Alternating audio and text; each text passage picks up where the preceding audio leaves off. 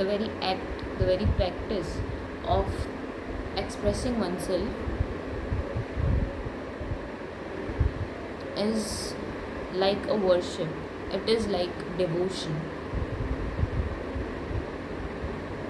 To express oneself is to know oneself, it is to rediscover oneself, and that is an act of self love, an act of self respect, an act of self devotion, and it is like the most holy practice an individual can practice.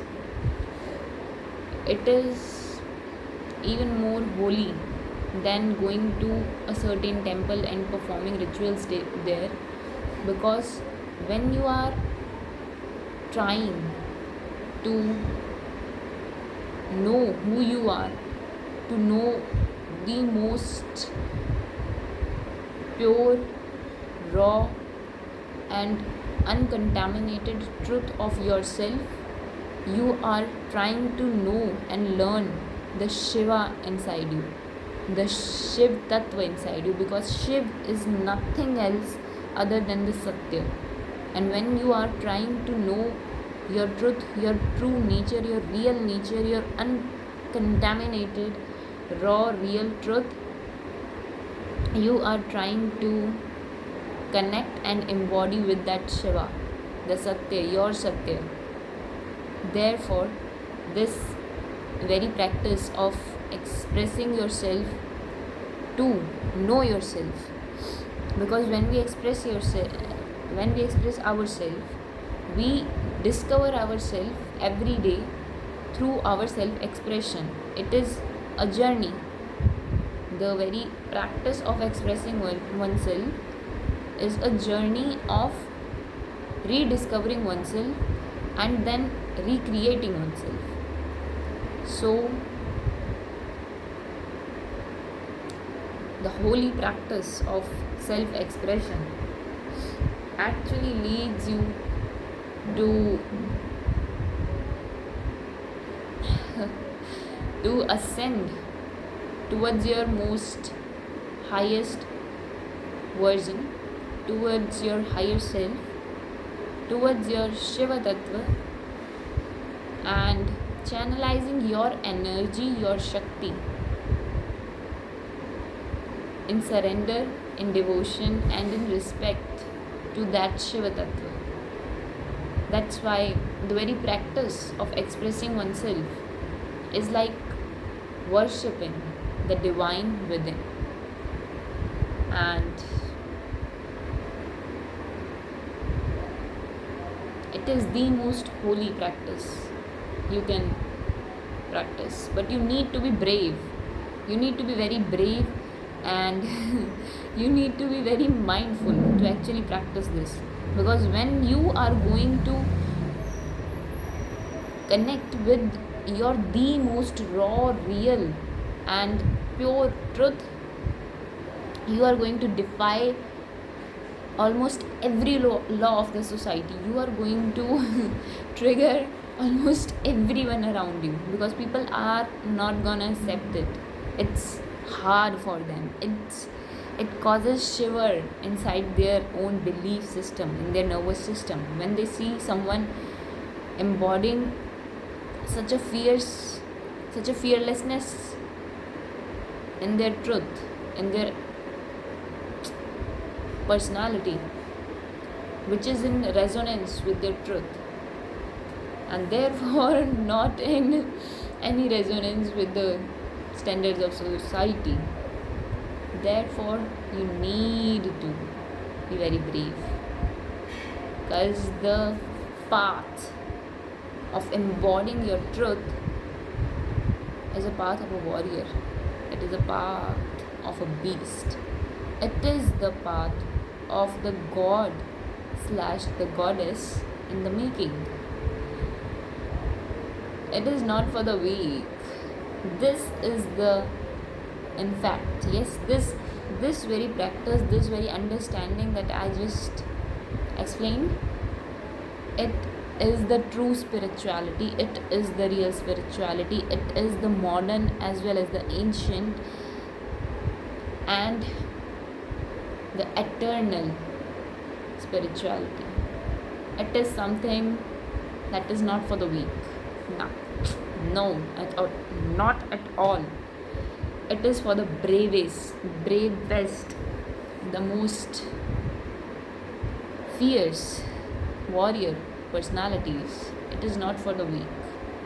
To own both your Saumya and your Rudra Tattva, or the nature, both the Saumya and the Rudra nature of your own self, that is the sexiest and the most holy thing at the same time that an individual walking on this earth can practice. And that's why it is not for the weak. It is the most bravest thing for anyone to practice, to express oneself and to know oneself and rediscover oneself, discover oneself through that self-expression, to understand oneself, to reconnect with oneself through your own self-expression, and then improve that oneself and recreate that oneself in every moment with every breath. That is the true spirituality. And with that, I'm signing off, and this is the greatest video. I mean, whatever I have recorded till now, whatever content I have posted in social media, be it on the Instagram or the YouTube, or the content that is just lying helplessly in my own phone, out of all of that, this is the best video. You know why? Because I feel so empowered in myself, because right now I am not thinking about that if the echo of the fan is somehow masking my voice, or how I'm looking, or if my English accent is coming out properly or not, or like anything. I'm literally not thinking about anything, that are the conditions perfect or not, but instead I'm just completely naturally flowing with focus,